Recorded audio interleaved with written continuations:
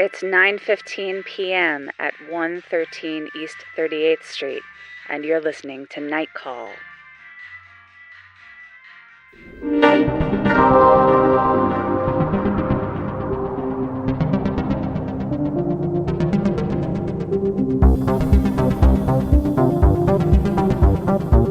Hello, and welcome to Night Call, a podcast for your strange days and lonely nights. I'm Tess Lynch in Los Angeles, and with me is special guest Karina Longworth. Hi. Over in New York, we have, as always, Emily Oshida. Hi, guys. Hi. I'm so excited to have Karina on the show. It feels like it's been long overdue. Yes, absolutely. And for those of you who do not know, who have been living in a cave, Karina hosts You Must Remember This, a really, really great podcast about Hollywood history and scandal and all sorts of juicy stuff that is it's on hiatus right now, correct?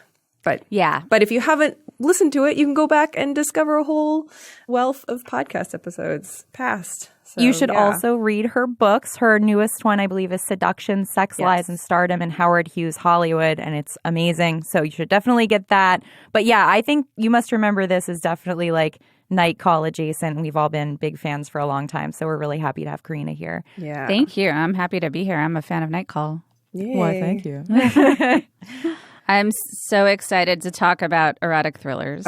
Yeah. It's like it's really great how much this series of ours has brought people out of the woodwork. Like there are a lot of kind of secret enthusiasts who are like, "Oh, when are you going to do mine?" Like my favorite. We wanted to start off real quick just to acknowledge our new superstar, the black hole that was imaged, I should say, for the first time last week. So this is sort of old news by the time you're hearing this. But we just wanted to give it a little bit of a shout out. Where were you when you saw the black hole for the first time? The black hole blip. Yeah, where were you, Karina? I think I had just turned on the shower and I was waiting for it to heat up and I was looking at it on my phone. Nice. Oh, dangerous. I live that way too. This black hole has a name, and it has a couple names actually. It just got a Hawaiian name, but it was originally M87 star. You know how long star, I guess, it took me to realize that M83, the musical act / band, was named after a star system? It took me until I was today years old. Forever. Well, it's a really beautiful one. So he picked a good one, but and it's very appropriate once you think about it because it's very like galactic music. Like you feel very starry-eyed when you're listening to it. But I had no idea until like a year ago. So, but yeah, M87 is the new hot galaxy in town. I know that there's been a lot of little mini stories coming out about it, and like the woman who actually was kind of spearheading the entire project, who was kind of credited later on down the road. Of course, we tend to lose credit for our women in STEM and astronomy and stuff like that, but that was interesting. But I think I like just reading what people felt seeing it for the first time. What kind of reactions did you see? I missed this. I think Jezebel had a good post where it was just like, they just opened up the comments and said tell us how you feel about the black hole. And of course, a lot of it is jokes. Like a lot of people had a lot of good jokes about the black hole. But I think it's interesting because it's something that, you feel like you've seen a zillion times because we've seen like recreations of them in sci-fi movies or in a Time Life science book or something like that. Like you kind of know what a black hole is supposed to look like, but actually seeing an actual one is it is an interesting feeling. I like it. I like to ponder the black hole. It kind of looks like an ultrasound image of an eyeball. Yeah. A little bit, with like all the kind of strata and the like orangey kind of background. Yeah. It's a little bit too much for me. I think we've now been talking about the ultra black holes on the floor, and now black hole. Like there's been a whole kind of podcast. The art holes. Art holes, black holes, Molly's fear of holes is now little well holes. known. The little holes. After we finish the erotic thrillers, we should just do holes. And then we could do the movie holes. Well, please give us a night call at 1-240-46-NIGHT and tell us how the black hole made you feel or any other thoughts you might have about the black hole. We welcome them all. The black hole is evergreen content, I feel like. It is. And literally, I mean, it's timeless, literally. Yes. Yeah, and spatially expanding. 2, 8, 5, 12, 12, 15. This week's episode of Night Call is brought to you by Cheers Health. So it is spring.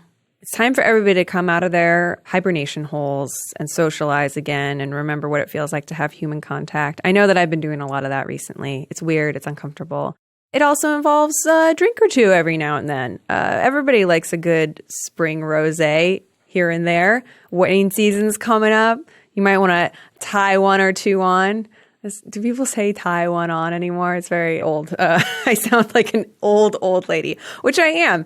I am an old lady who used to be able to, have a few drinks and wake up the next morning and feel more or less fine. But I have experienced in my elderly age, as I'm sure that many of you have, that sometimes it's a little harder to bounce back from 2 or 3 or 4 or 5 drinks in a night the way that you used to. And that is where Cheers Health is here to save the day. Cheers Health is the product for responsible drinking and drinkers. Like an antacid for alcohol, Cheers neutralizes alcohol's negative effects so you can wake up feeling great after a night of drinking. I now actively swear by it, not just on ads here on Night Call, but in person with other people. It really does make a huge difference. You feel up to 50% better the next morning than you would otherwise without Cheers Health. And it's healthy for your liver, and it really helps you just get the day back when you might otherwise feel a little sluggish or under the weather the next day. To use Cheers, you simply take 2 to 4 capsules after your last alcohol beverage or before you go to bed. And if you don't wake up feeling at least 50% better the next day, you get your money back guaranteed. So Night Call listeners, get your day back after an evening of responsible adult beverage drinking. To order, go to cheershealth.com, enter the promo code NIGHTCALL, all one word, at checkout to get 10% off of your first order and a free gift. That is cheershealth.com. Promo code NIGHTCALL, NIGHTCALL, for 10% off and a free gift with your first order. With Cheers, you're going to start feeling better when you wake up, and your liver is going to thank you. Cheers, the best thing to happen to alcohol since alcohol.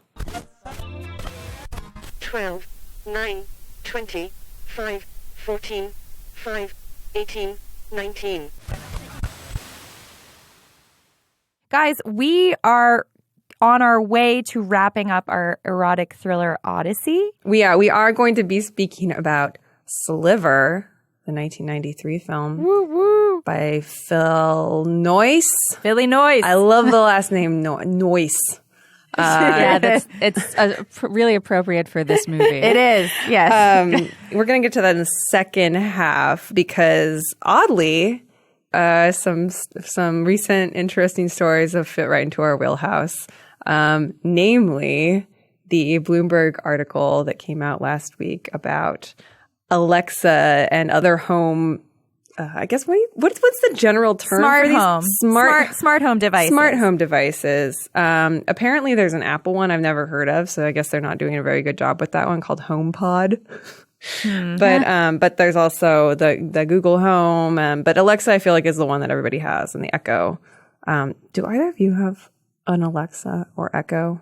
No, but my phone always thinks I'm talking to yes. it. Siri's always trying to just wedge her way into my conversations. Yeah. I'm surprised she didn't just say something. I turned my phone off. But I mean, I had dental work done last week, and for some reason, Siri kept thinking I was saying her name more than usual because I was mumbling. Oh. So anytime I would say anything that with an S sound, she would be like, "I don't understand." See, I thought I had the Siri thing turned on because I can actually see some use for that if I am, washing the dishes or cooking something, and I just need to know what time it is but or something. But it never works. No, it's it never works. What you want. Yeah. She never is actually helpful. Yeah. She's never able to find the contact you want her to find or put on the podcast you want her to put on. Yeah. Whenever I'm tell me how long it's going to take to get to blank place, she's like, do you want me to make you a reservation? No, that's not what I asked. She wants you to put down money. I don't have any smart things. I don't like the smart. I turned Siri off and thought she was completely off. And then she was like, hello. And I was like, no, you're off. But I got really creeped out about privacy. Not that I really have any secrets, but I tried to like lock everything down a while ago. But a friend of mine just said that Alexa, she's a teacher, and Alexa was like chiming in her classroom with like some racy content. Yeah, I mean, it's just Alexa. None of them have any tact. Yeah, it's terrible. So this article that came out, it was by a team of people at Bloomberg, Matt Day, Giles Turner, and Natalia Drozdiak. The difference between like having Siri on the phone, it's like you're going to get a phone anyway, and it's like a piece of software that comes on the phone that you theoretically can disable. But Alexa is expressly for the purpose of having a robot that listens to you and takes your data and uses it to, quote, get smarter. And so this was a report they did where they talked to a lot of people who worked at these centers. Some are within Amazon itself, and some of them are outsourced to other companies where, in a way, I feel like we've seen a lot of stories similar to this in recent years. There are people whose job it is to just listen to your recordings, like listen to the stuff that all these Alexas pick up, because it's not just a robot that is artificial intelligencing its way to tell you about a restaurant that you may or may not want to go to. A lot of times these are going to actual humans who then figure out what to do with that data or try to get better at recognizing what you're saying and why you're asking certain questions and stuff like that. But like in the meantime, of course, they pick up all sorts of stuff that you might not actually want anybody to hear, such as in one case in the report, a sexual assault or a probable sexual assault. And it talks about the people who work at these centers picking up on this stuff and sharing it with everybody in, I guess, like a Slack channel or something. Mm-hmm. But it's not like for a means of reporting it. It's like they just talk about it like, you're stressed out because you heard this, so you want to share it with people, or like you want to make fun of somebody singing in the shower that it picked up or something, which is like really creepy. I don't know. Like, it would be one thing if it was like, oh, we heard this and we need to figure out what legally what we need to do around what we think we're hearing right now. But a lot of times it feels like it's just like, LOL, or, oh my God, isn't this creepy? And nothing being done. Not that I think it's not that you necessarily want the authorities to come and rush and help you or something because your robot heard you, but I don't know. It was I'm creepy. Sure the robot is not that great at like determining consent. No, not at all. But like, the robot picks it up and then the humans hear it, and then you have a morality question where before perhaps it was a different morality question. Yeah. Yeah. I don't know. I mean, I just think it's wild that anybody paid to put these in their homes. Like, you're like doing the work for people. Like, you're paying to wear a wire. It's just... There were a couple of other articles this week too, which will now be a week old for our listeners, but I'm sure there will be 3 more articles about the exact same thing. One of them was How Capitalism Betrayed Privacy by Tim Wu in the New York Times, which kind of talked about how privacy was initially thought of as being kind of like a rich person's, only rich people had access to it. And, poorer people lived in more of like a communal living with less expectation of privacy. And then gradually how the rise of the middle class afforded more people the right to privacy. And now, because the gatekeepers are all interested in our data and behavior, that it's kind of turning around where the expectation of privacy is no longer like, it's being kind of eroded. And then there was also a really scary article. CNBC, I think, reported that 22% of organizations are starting to track employee movement. And Amazon and Walmart have both, they have like the patents on the kind of, their sensors that track both movement and are listening for like the rustling of bags and conversations between the cashiers and the customers and the beeps of the scanner. Oh, God. I hate it. Yes. It's horrible. It's very interesting because these things are all so terrifying when you kind of come across them, and they've been going on. I mean, if you start to look up about how long people have been saying like, oh, I think my phone is listening to me despite the denials of these companies. We started talking about it a few years ago. It had already been a discussion for years before that. But it's just bizarre how little there is to grab onto even now in terms of, like a really trustworthy conversation about whether or not that's true. Yeah.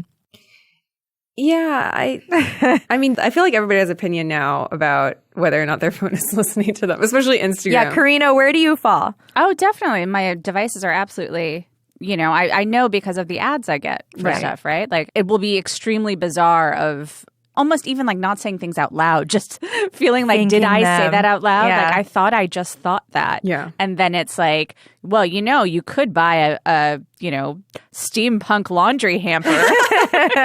It's like you've done enough other actions that like algorithmically would lead you to the steampunk laundry hamper. Yeah. Yeah. Which I did buy. You did. What does that look like? What is that?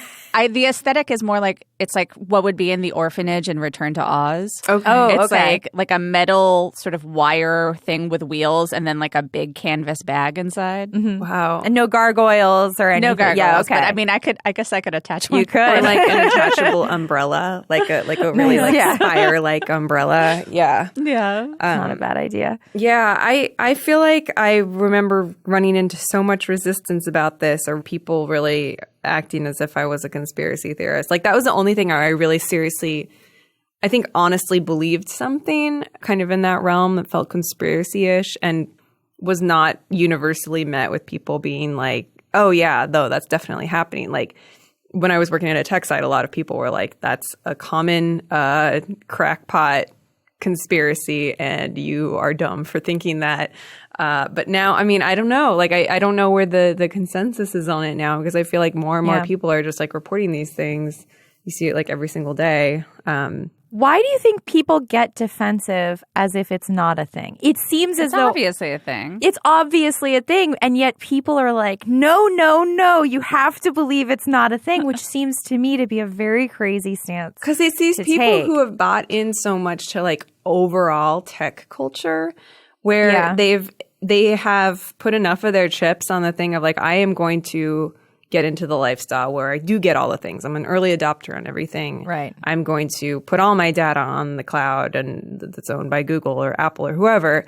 And this is like not just a choice of convenience or something. This is kind of like it's like a principle. It's like it's like a lifestyle choice. It's like a set of beliefs. And so if somebody questions the I don't know, practicality or how wise it is to actually do all of this stuff, then it does start to feel personal, I think, for people. Yeah. Well, I think, at one point it was, all of that stuff was like viably utopian. And now it just seems like there's no way you could not see it as dystopian. Right. Yeah. Yeah. It's like nuke codes or something. Like you've created this thing that, is now potentially much more could if it were to fall in the wrong hands, if it's not already in the wrong hands. It's already in the wrong hands. Whose hands could be worse? There's no right hands in late capitalism. This is like tangentially related because one of the things I also always would pick up on is that I would talk about something like a place or a business, and then it would pop up on my Google Maps. It wouldn't be a place I had gone. It was just a place maybe I was talking about with somebody. And now Google Maps, when you're doing directions on it, it will, and I don't think this is like the same phenomenon, but it's just like, it just sucks. It'll say, like, take a right, not at the street that you're at, but like at the Starbucks. In and out. Yeah. It's so, I hate it so much. It's very strange.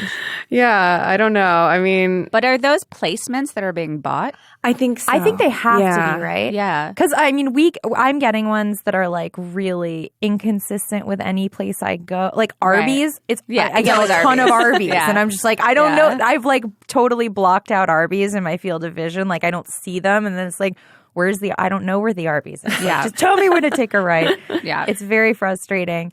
It's a giant light-up cowboy hat. You can't miss it. Yeah, it's true. It was my grandmother's favorite restaurant, Arby's. I love an Arby's. Yeah, Arby's. It's a divisive topic, honestly. There was a quote I think it was the New York Times op-ed, and it said that I'm not going to read it, but I'll just summarize because it was kind of long. But once you realize that you're being watched or that you're being surveilled, you can't like continue to act authentically. You can't shake that feeling, and it totally changes like your behavior in general. So like what you've really lost once you acknowledge that you're being surveilled all the time is your soul. And that's what Sliver is about. And that's what Sliver is about. Exactly. Before we get to Sliver, do you guys want to take a night call? Let's take a night call. Hey, night call. My name's Bree. I'm calling from Aliso Viejo, California, and it is 6:44 a.m.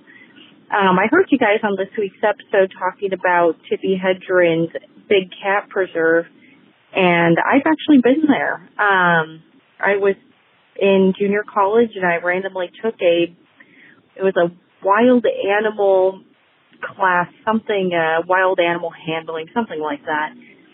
And we actually took a field trip to the preserve, and it was actually really cool. They had a lot of interesting things there.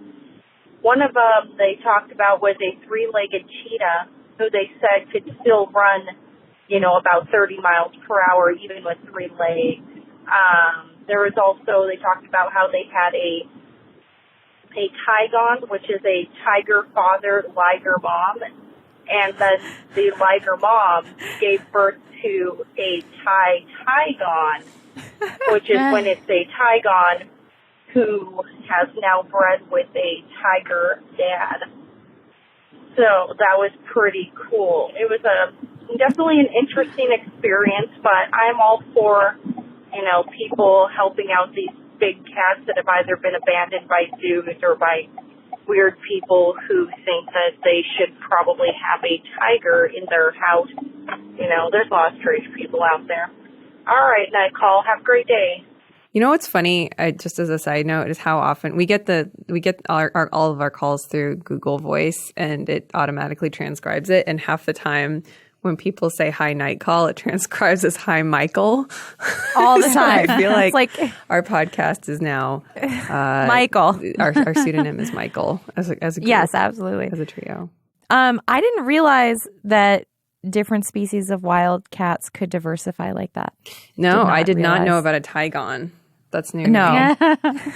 Sounds like Game of Thrones. It's good to know they're all horny for each other. Exactly. Either it's just the sanctuary lifestyle. It's like totally gets everyone to loosen Plato's up. retreat. For cats. Have either of you ever been to the Tippi Hedren Preserve?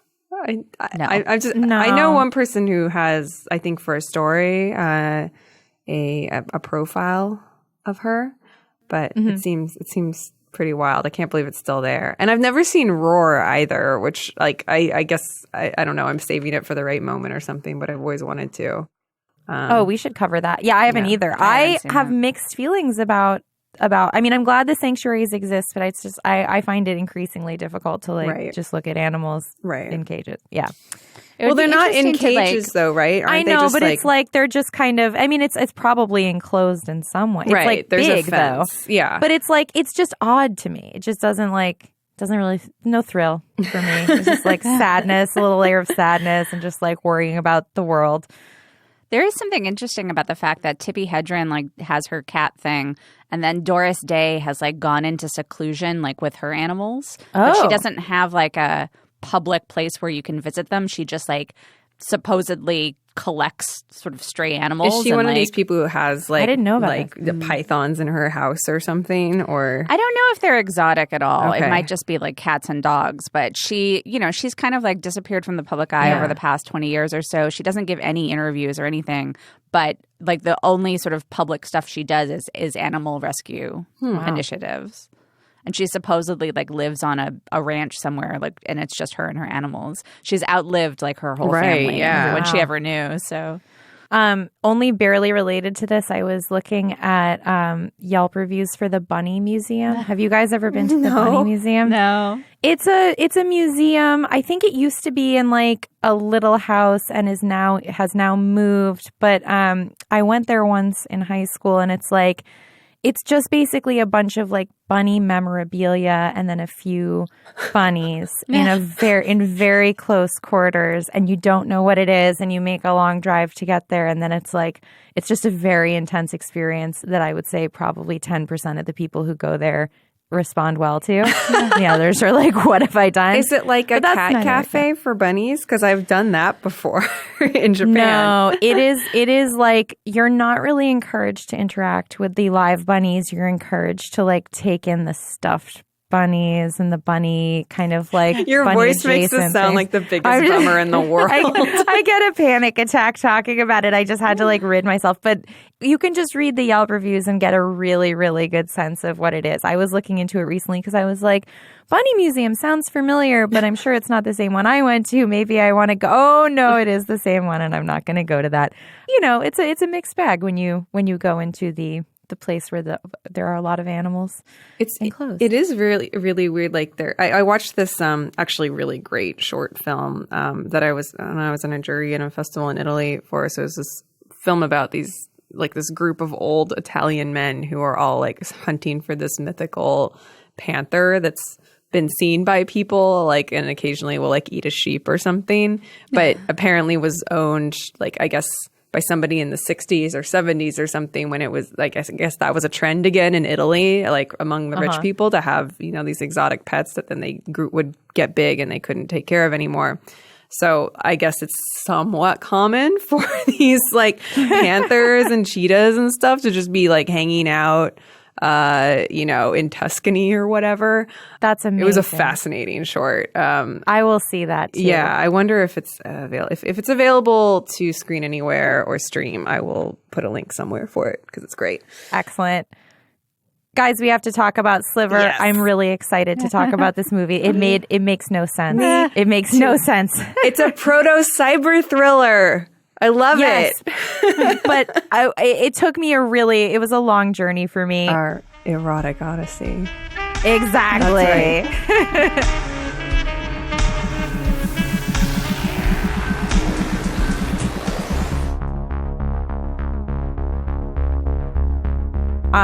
For those of you who don't know, because you really have to talk about the end of it. You have to talk about the ending. You have to talk about the ending that almost was. Right. This is a 1993 movie based on an Ira Levin novel. He did Separate Wives and Rosemary's Baby, directed by Philip Noyce, as we said, and of course it's Joe Esterhaus. So let's go. Well, first of all, Karina, this was a pick of yours. This is one we had wanted to do, but then we asked you if you wanted to be on the show and if you wanted to talk about an erotic thriller, and we were also kind of talking about what you felt like maybe the original erotic thriller was, or the history at least of the genre. But then we were like, we just want to watch Sliver because, of course. Basically. But and I know you said that this was a particular favorite of yours. So when did you first see it, and why did you respond to it, do you think?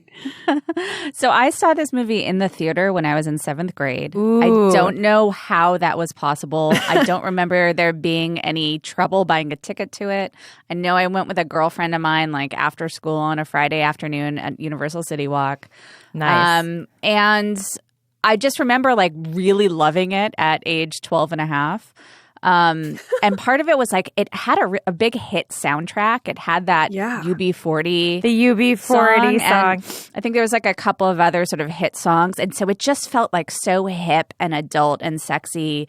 And I was a sort of a fledgling goth, and I was wearing a lot of black chokers, and Sharon Stone wears a choker in like 3 scenes of this movie, while also kind of pioneering athleisure. Yeah. It's true. Wearing these incredible like leggings and like cashmere coat looks. Yeah. The straight from the gym, like to the bedroom look. Yeah. Yeah. But then I saw it a lot after that. I think it was on TV a lot. And then there was a period around 2003 where I had been living in San Francisco and I was going to move to New York, but I was still hanging around after I had to give up my apartment.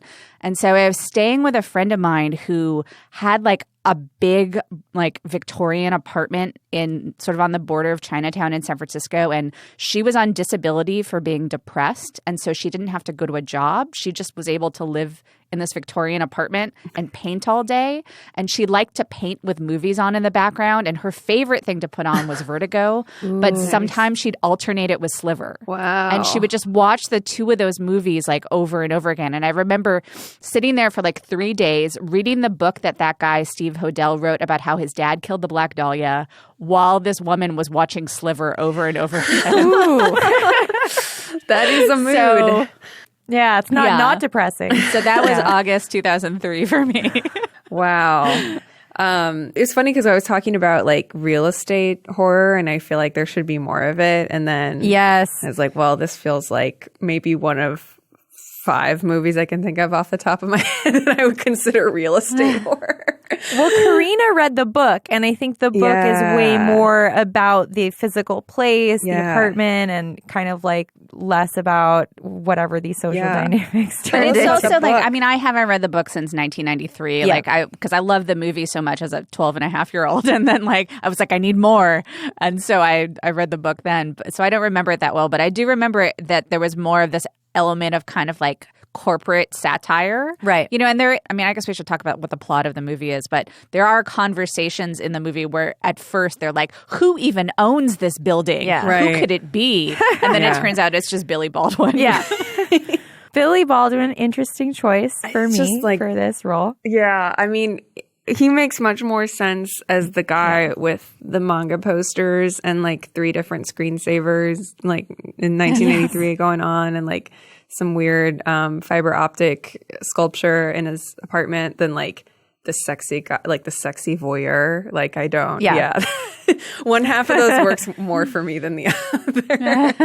and as great as Sharon Stone's wardrobe was in this movie, like his was just a really bold, really strange choice of the graphic T-shirt with rolled sleeves tucked into the jeans. He looks white jeans. White jeans. So, I know. like he looks like a guy in Brooklyn now. Though that's the crazy thing. It's like it's come full circle. I know, it's true. Well, a lot about this movie is like more timely than it seems like it was in '93. But yeah, we should talk briefly about the plot. The plot, yes. Which let's untangle it.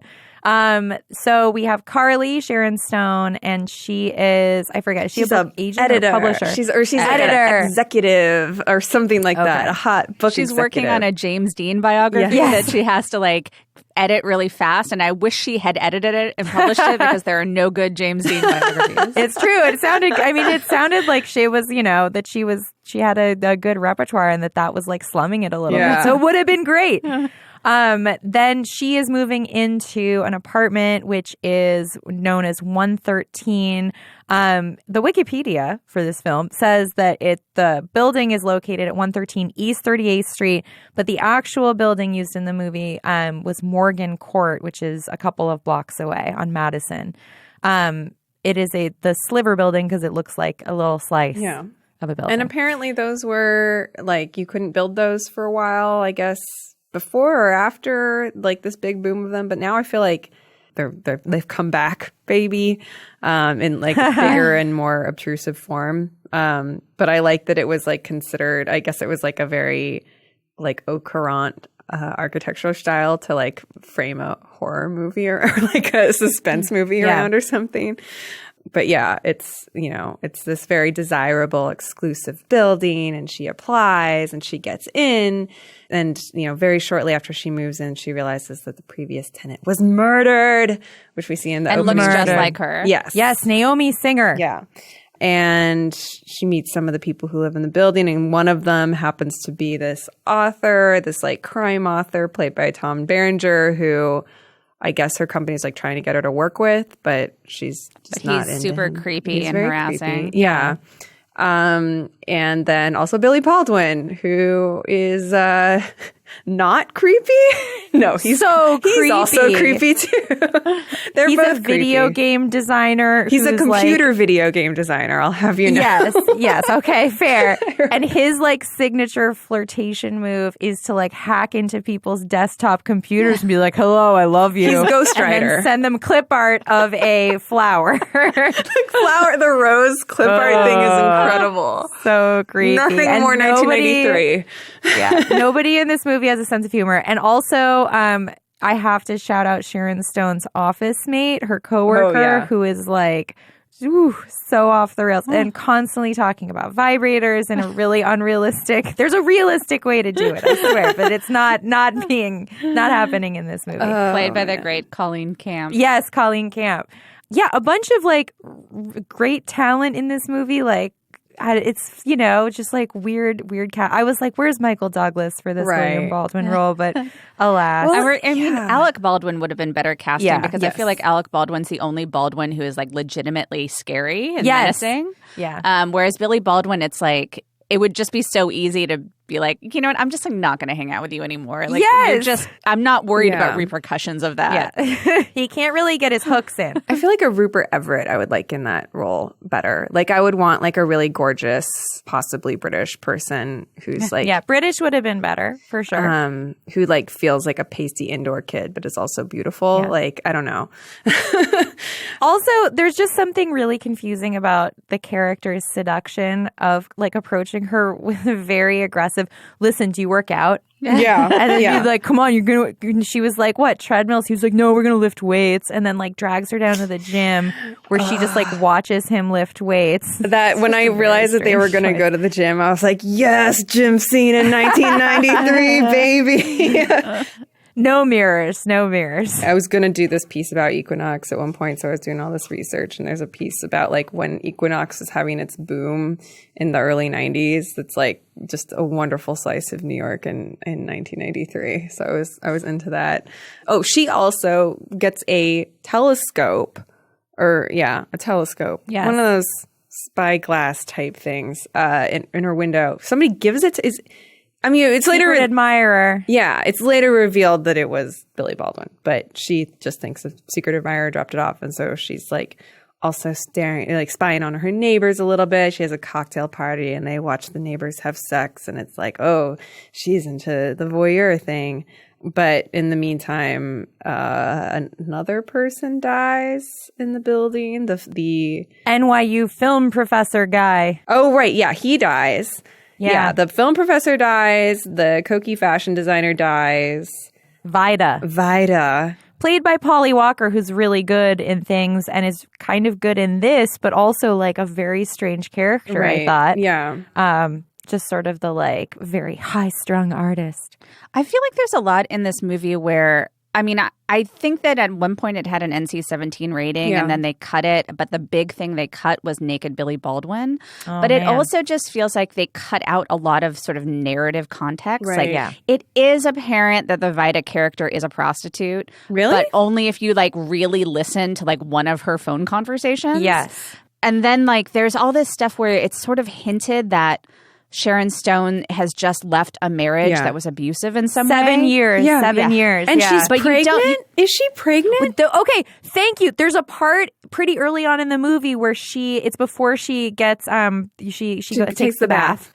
The bath. A really good bath. A really great bath. She starts like stroking her stomach and like looking depressed in the mirror. And I was like, oh, she's pregnant. Right. And she's also been looking at the party across the way, and she's like very obviously not partying. And so I was like, oh, she's like not drinking. But then she's drinking later at her own cocktail party. So I don't know. I saw that more as like she's already said she's 35. She's been in this marriage for 7 years. She didn't have a baby. And she's just like, regretting that she's not pregnant. As we all do by holding our bellies at some point. Yeah, just thinking. Yeah.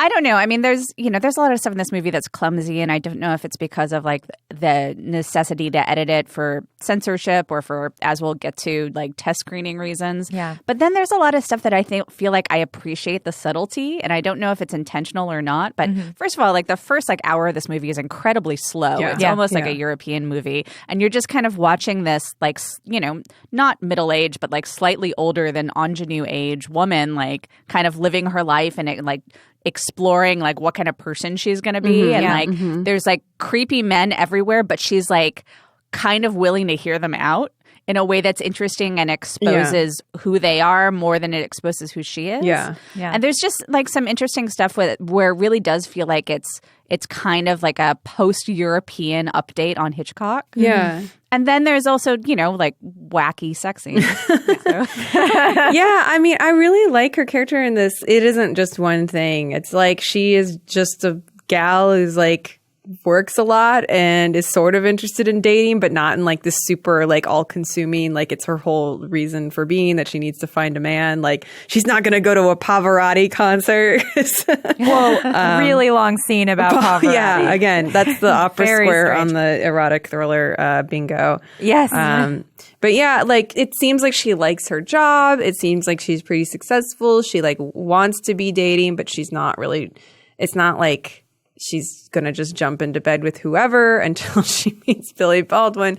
Like their relationship is sort of interesting in that kind of 9.5 weeks way where it's like you're kind of through the relationship, you're watching somebody figure out like what they're into. I think like obviously it leans it's a little less up for interpretation in this film than in 9.5 weeks. But I mean, the thing that we haven't said is that Billy Baldwin, like, he owns the building. Yeah. And the reason why that's important is because he has cameras in every single room.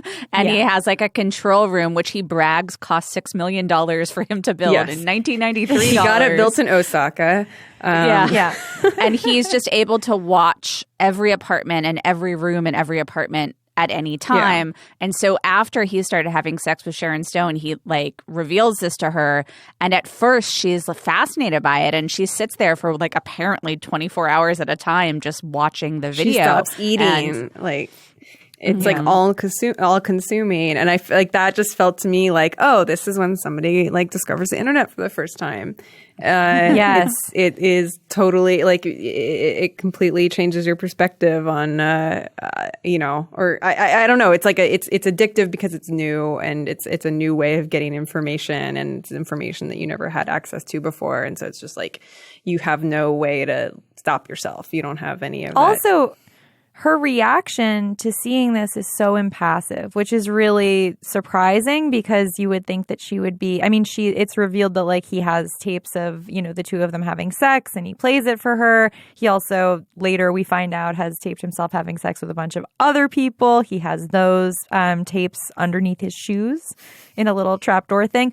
And like some of the stories, like we get like a little kind of like plot diversion into a incest kind of thing that's going on. It's like, her reactions are really subtle to the fact that these, like while she's watching all of these different tapes, you would expect her to be more upset at Zeke or want to do something more, which is much like we watch, like taking in news on the internet or just like watching, scrolling through people's lives. It's like this hypnotic thing where you just don't really react. Yeah. Like they really oversell it, I think, but like doing this thing where she is just instantly, she does have a first reaction of being horrified and disgusted by this and is about to walk out. And then turns around and it's like she stares at the screen 5 seconds too long and then is like, oh, I must watch more. Which is very, I mean, it feels that feels understandable. And I wonder, like, the reception of this film, I mean, the negative reception right now, it's like gotten 11% on Rotten Tomatoes or something like that. Yeah. But is that, I mean, about the far-fetchedness of it or something? Because I feel like that is less of a problem now than maybe it was in 1993. Yeah, I don't really remember what the reception was like. Like amongst me and like my middle school, like the reception was very high. Like maybe 13-year-olds are the ideal audience for this movie. Yeah. Right. But also I think it was just like it was post Basic Instinct, and I think people were expecting kind of a higher level of sophistication in terms of storytelling. Yeah. Basic Instinct was the year before? Yeah. I think Basic Instinct was 91, but 91, I'm not sure. Okay, so maybe 2 years before. I read like a couple of old reviews of it, and my main problem. So the crazy thing about this movie is that the ending was changed. Yeah, an original ending was shot. It didn't test well.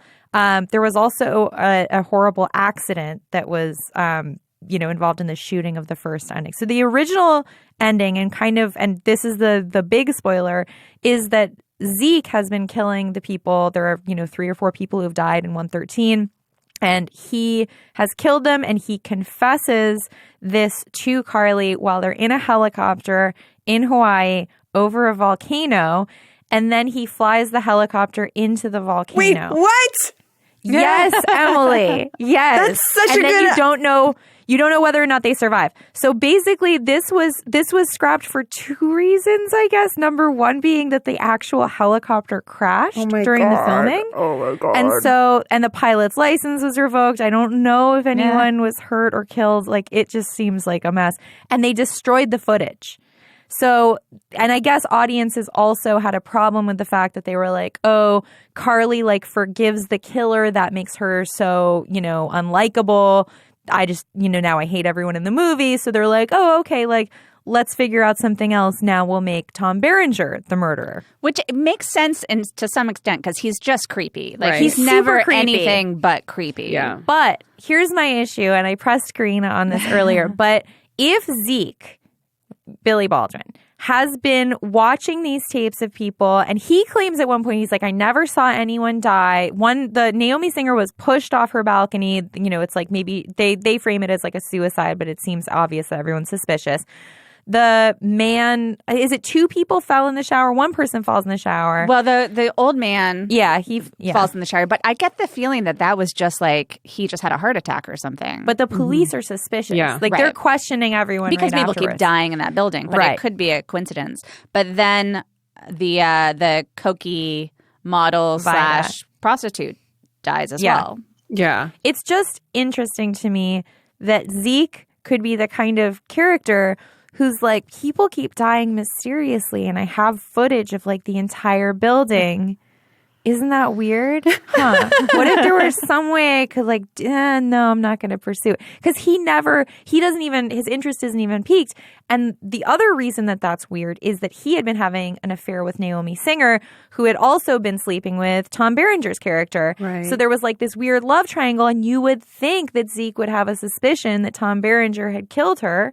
Right? Because he probably has some insight into her psyche.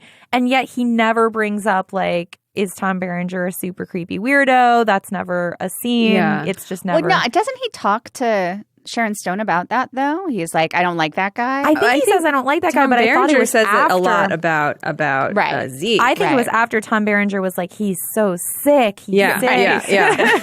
But so the only thing I can say in defense of this is that I don't think that Billy Baldwin's character would want anyone to know about his video room. Yeah. So he would never want to produce these tapes because like his whole life is about like watching the people in this building. Right. Yeah. And so if he had to admit like how he had this footage, like he would probably go to jail. Like he'd lose the building. But couldn't he be sneaky and be like, oh, I see what happened, and now I'm going to like figure out how to build a case against Tom Berenger? I don't know. I don't know. We could write a remake. We should. I feel like the whole idea of it is that like that the access to all this stuff that he's been recording makes him like completely amoral, or like like he doesn't think about things in that way anymore. It all becomes entertainment to him. Or he has this sort of alternate morality. Like he's the whole thing about like he's watching this father molest his daughter, and he like figures out a way to like confront the father, and then he tells Sharon Stone like we'll use our voyeurism for good. Right. Yeah. Right. Which is like, I don't know. I mean, he's just represents like all of tech culture now. It's we don't need to bring in actual law enforcement or anything. We'll just have a very questionable moderation system in place that may or may not work depending on the whims of the people who are in control of it. Right.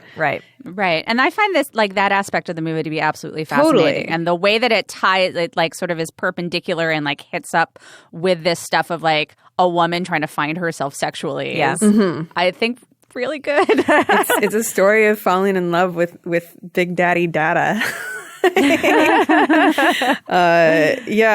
mean, the ending, the alternate ending thing is like, I don't know. It doesn't really work for me. I was totally expecting it to be a switcheroo where it's like the guy you think is creepy all along wasn't that creepy. I was expecting to. I mean, I was like, they wouldn't set up Tom Berenger's character as being this unlikable and then have him be the person who was doing this. Like, he has to be a red herring. Yeah. We should note that what actually happens in the movie that was released is that Sharon Stone like quasi accidentally kills Tom Berenger, and then in the video room she like basically is like, hey, Billy Baldwin, like, I haven't eaten. Could you go get takeout? Yeah. And then he leaves her alone and she goes into his closet and finds his tapes that like show that Tom Berenger was the real killer. But then she takes a gun and shoots all the TV monitors and she says, of Billy Baldwin's $6 million setup. What is her last line? Because it's one of those things where it's Get like a life. Get a life, she says. And then hard cut Credits. to black. Yes. It's amazing. I laughed out loud. I howled at that. Yeah. That's one of the best I credit kept cuts. going back because I was like, is that really what she said? It's astounding that it plays out that way. It's just fun because that is the most 90s thing about it. I think like that's the one thing that feels old is that like that kind of like get a life about anybody who's like into video games or into like the internet or anything like that. Like computers are for nerds. But little did we know. I mean, like I kind of want to watch it again because I feel like it's got such an odd balance, and I think a lot of it is probably because of that changed ending. Like, I mean, I wrote down the thing about the volcano because he does mention to her that he has always wanted to fly into a volcano when she's at his apartment. Zeke does. Because he has this like creepy glass phallic model of a volcano on his coffee table. But it's like, without knowing that that was the original ending, it just sounds like a really, really strange double entendre. Like, I'd love to fly into your volcano sometime. And yeah, there's all the. Like, do you have, like, I wrote down all of his messages. Like, do you have any body parts that hurt? I miss you. I can still smell you. Like, and then the clip art of the rose. The clip art of the rose. Oh God. Yeah. No, it's the stuff with the surveillance comes so late in it that I think like if I was to remix this movie, that would come at least halfway through, like where she would get involved in it and become the person who's watching stuff, because then that feels like what the movie's actually about in a way. It feels like it takes a really long time to get there, and then once you get there, you're like, oh, okay, I see what this has all been about. But but I thought it was I liked it. I was into it. It definitely belonged in the discussion. Absolutely. Of the erotic thriller. Before we wrap up, I wanted to ask Karina, like, how she felt the kind of erotic thriller boom like has its place in this history, because I didn't realize how many erotic thrillers just exploded after Fatal Attraction. But again, repping that erotic thriller Wikipedia that someone did the Lord's work on. I was like, nice. Over 300 and maybe closer to 500 erotic thrillers produced in the 90s, which is like seems. We have a lot of work to do, you guys, to see all of these. And there's levels of highbrow and lowbrow there as well, too. Of course. Like, But why do you think, like, what besides the kind of like VHS direct to video kind of, you know, making that a good movie to watch at home? That's definitely part of it. I mean, I think that if you talk about the sort of the historical trajectory on that Wikipedia page, it says that the first erotic thriller was Double Indemnity, which I think is incorrect. I certainly like can think of movies that would qualify that came earlier. And also, I feel like the problem with calling Double Indemnity an erotic thriller is that like it begins with Fred MacMurray being like, I know like everything's over and I'm fucked now, but let me explain to you what happened. And so you know like it's a bad idea for him to hook up with Barbara Stanwyck. And I feel like part of the thing about erotic thrillers is that you have to like suspend disbelief, and there has to be like a portion of the movie where you're like, this is hot. Like maybe this will work out. So 9.5 weeks. But that movie is like wildly sexy too. Like I saw it somewhat recently, and I was like, it's very like not at all veiled in its sexuality, and like, you know, all these ladies throwing themselves at Fred MacMurray. It's feels very modern. But I mean, I think that the reason why there obviously like weren't as many erotic thrillers until, you know, let's say the late 60s into the 70s is because of the censorship. You know, there was literally coded ways in which you could have sexuality in films, and especially the way that you'd have to have somebody be punished if they were having like premarital or extramarital sex. It's the same with heist movies too. They always get punished. You don't have a successful heist crime for a very can't long time. play. Right. So, and that stuff starts to break down in the 60s. And then you also have this wave of filmmakers like Brian De Palma. They're the first generation of like film school or cinephile American filmmakers who have grown up watching Hitchcock, grown up watching films like, you know, these proto-erotic thrillers like film noirs, The Postman Always Rings Twice, things like this. And then Bob Rafelson like remakes The Postman Always Rings Twice. Like, you know, even something like Chinatown is like a kind of sexier update of these previous genre films. And then moving into the 80s and 90s, you have the explosion of the home video market, the explosion of cable TV, and the possibility of being able to get around the rating system by releasing director's cuts and unrated versions of films. And so you have an incentive to like have a movie that like can be released theatrically as an R and then have a separate version to get people to pay for it twice. Yeah. It works. Yeah. It's like the perfect genre for that stage of the medium. Yeah. So is this your favorite one in the canon, would you say, or do you have any other faves? I mean, this is kind of a sentimental favorite, I would say. Yeah. And another one that I also remember sitting in the movie theater at too young an age and went to by myself was Indecent Proposal. Oh, yeah.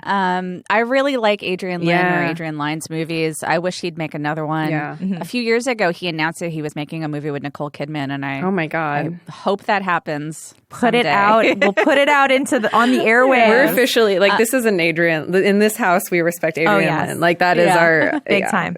That between Fatal Attraction and 9.5 Weeks, it's like we're all in. Yeah.